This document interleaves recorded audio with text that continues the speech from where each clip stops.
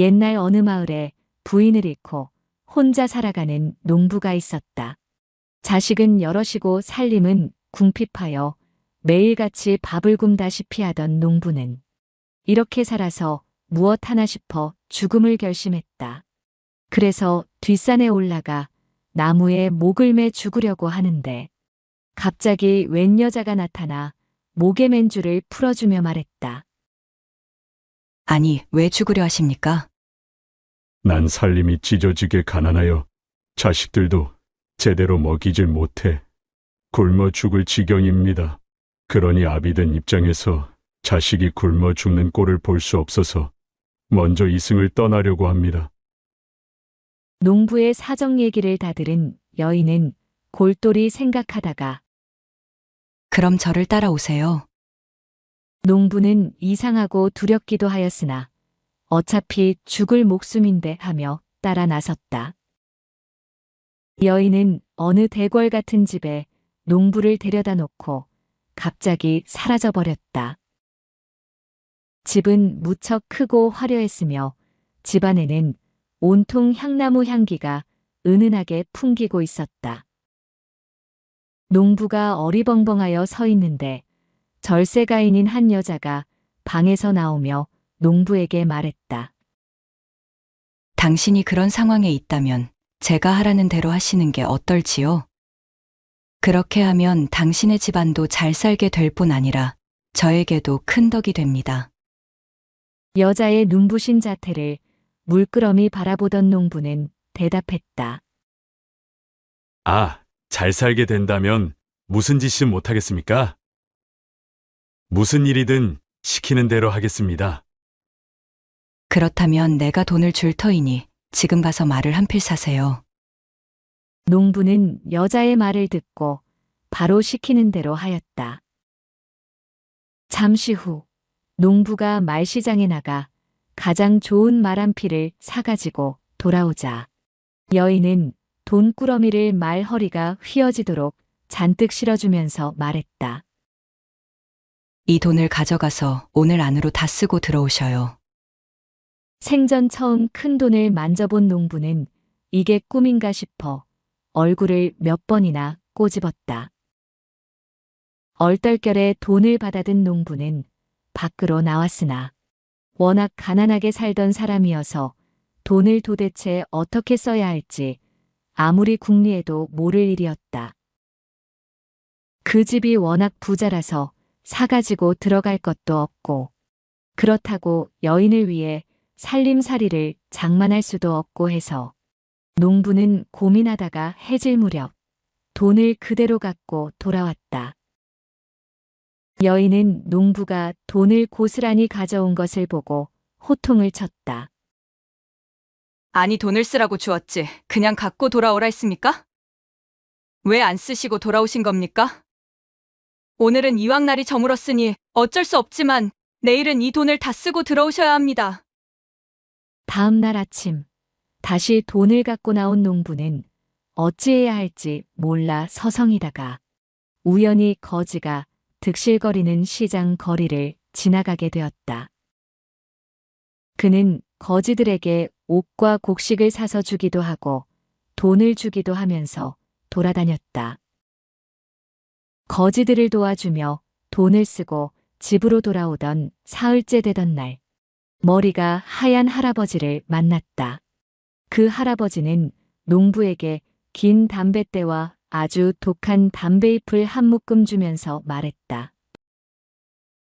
이 담배를 줄 테니 내가 가진 돈을 모두 나한테 주거라. 그리고 이 담배를 오늘 하루 종일 다 피우고 내일 또 이곳으로 오너라. 그렇지 않으면 나한테 혼날 줄 알거라. 할 수 없이 농부는 그 엽초를 다 피우고 집으로 돌아와 여인에게 돈을 다 써버렸다고 말했다. 그렇게 이틀을 계속하고 사흘이 되던 날 그 할아버지가 다시 나타났다. 오늘은 집으로 돌아가 엽초를 다 피우고 지금 너와 함께 있는 여인의 얼굴에 침을 뱉어라. 그렇지 않으면 너는 내 손에 죽을 줄 알아라. 농부는 참 이상한 노인네라고 생각했지만 험한 인상이 겁이나 무조건 알았다고 하였다. 한참 후 집에 돌아온 농부는 노인이 시키는 대로 여인이 얼굴에 침을 뱉으려 했으나 도저히 착한 여인의 얼굴에 침을 뱉을 수가 없었다. 침을 안 뱉으면 할아버지에게 죽을 터이지만 차마 그럴 수 없는 노릇이었다. 할 수 없이 농부는 여인의 얼굴 대신 문을 열고 섬돌에 침을 뱉었다. 섬돌에 떨어진 침은 이내 곧 연기를 풍기고 섬돌이 두 쪽으로 갈라졌다. 그때 여인이 농부에게 큰절을 하며 말했다. 저희 마법을 풀어주셔서 감사합니다. 사실 저는 진해이고 서방님이 만난 할아버지는 이묵이었습니다. 오랜 옛날 저희 둘은 마을의 수호신으로 저는 좋은 일을 하는 반면에 이묵이는 못된 짓만 일삼았습니다.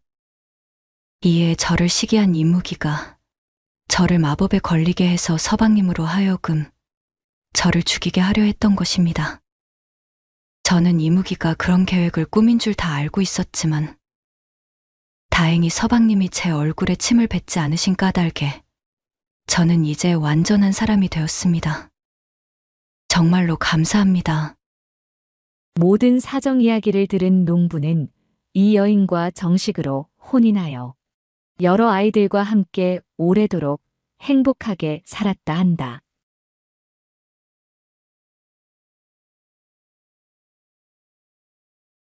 옛날 강화도 혈구산 밑에 강씨라는 양반이 살고 있었다. 그 집에는 아들이 하나 있었는데 얼굴도 잘생겼을 뿐 아니라 총명하여 5살 때 이미 천자문을 다 외웠다.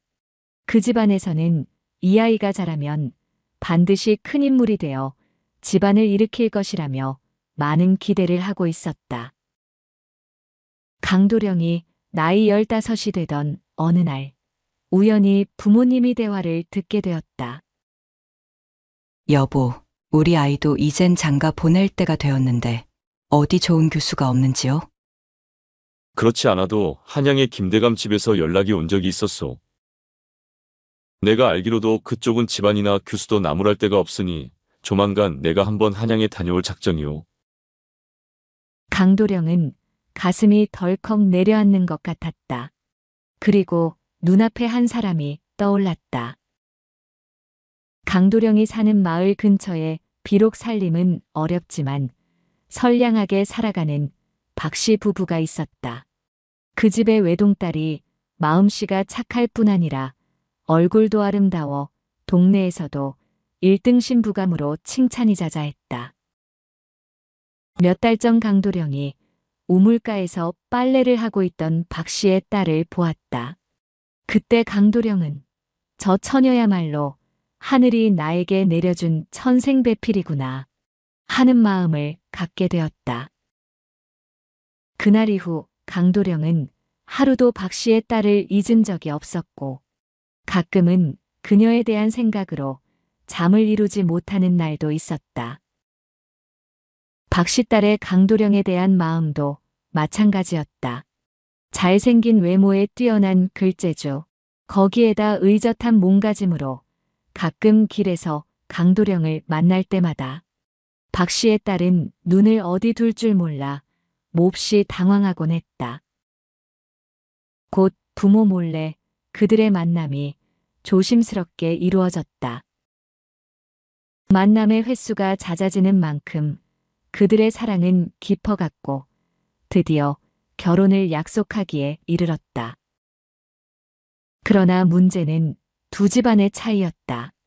뼈대 있는 양반 가문의 강도령 집안과 남의 집 논을 빌려서 농사를 짓는 어려운 살림살이의 박씨 집안은 당시로서는 혼인이 이루어질 수 없는 형편이었다.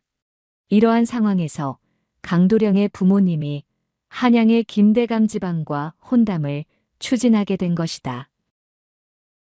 양쪽 집안의 혼담이 깊어 갈수록 강도령의 고민은 점점 커져갔다. 책을 펼쳐놓아도 글자가 눈에 들어오지 않고 밤맛까지 없어지기 시작했다. 드디어 강도령이 병이나 자리에 눕고 말았다. 사정을 모르는 부모님은 용하다는 의원들을 부르고 갖은 약을 다 써보았다. 그러나 전혀 차도가 없고 병은 점점 깊어만 갔다. 그리고 몇 달 후 강도령은 끝내 숨을 거두고 말았다. 한편 강도령의 소식을 들은 박 씨의 딸 역시 병이 났다. 그리고 눈이 많이 오던 어느 날 그녀는 집을 나갔다. 그 후 그녀를 보았다는 사람은 아무도 없었다. 훗날 혈구산에는 커다란 바위가 하나 생겼는데 그 모습이 사모관대를 한 신랑의 모습과 같았다. 사람들은 강도령의 혼이 바위로 다시 태어났다 하여 사모바위라 부르기 시작했다. 그리고 삼동암리 덕정산 쪽에도 족두리를 쓴 각시의 모습과 같은 바위가 하나 생겼다. 사람들은 이 바위를 족두리 바위라 불렀다. 이 두 바위는 멀리 떨어져 서로 마주보며 서 있다. 그리고 한겨울 첫눈이 오는 날 두 바위는 사모관대를 한 신랑과 족두리를 쓴 각시로 변하여 사랑을 나누고 밤새도록 수많은 이야기를 나눈다고 한다.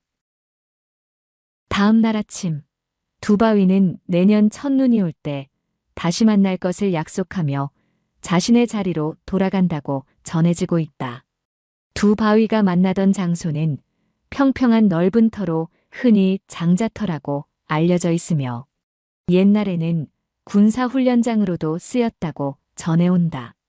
지금은 과수원이 자리 잡고 있다.